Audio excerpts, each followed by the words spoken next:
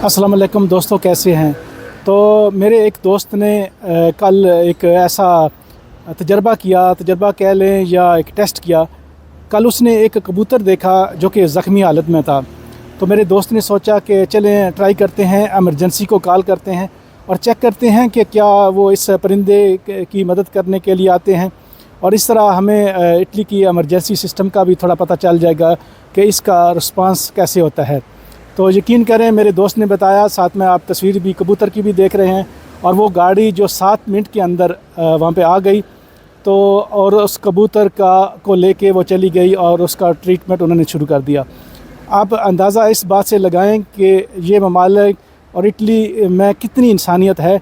एक परिंदे को ज़ख्मी हालत में भी अगर देखें, और एक आम बंदे ने एमरजेंसी कॉल की और वो उसको बचाने के लिए एक बाकायदा गाड़ी आई और लोग आए और उस कबूतर को लेके चले गए।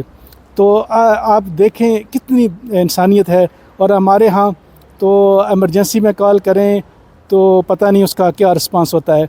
तो हम दुनिया से कितने पीछे हैं और इटली का क्या लेवल है। ये तजर्बा हमने ख़ुद किया है, मेरे एक दोस्त ने किया है, ये सुनी सुनाई बात नहीं है और कल का वाक़या है।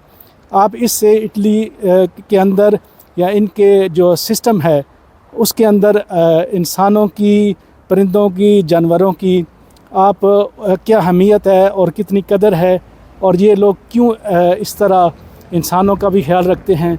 ये इनमें इंसानियत, तो मगरब में मैंने इंसानियत सबसे ज़्यादा देखी है। और माशाल्लाह इटली के अंदर तो यकीन करें, इनके अंदर इनके तो दिल भी बड़े हैं। तो ये चीज़ जब देखते हैं हम लोग तो दिल खुश हो जाता है। ऐसी पॉजिटिव चीज़ है। शुक्रिया।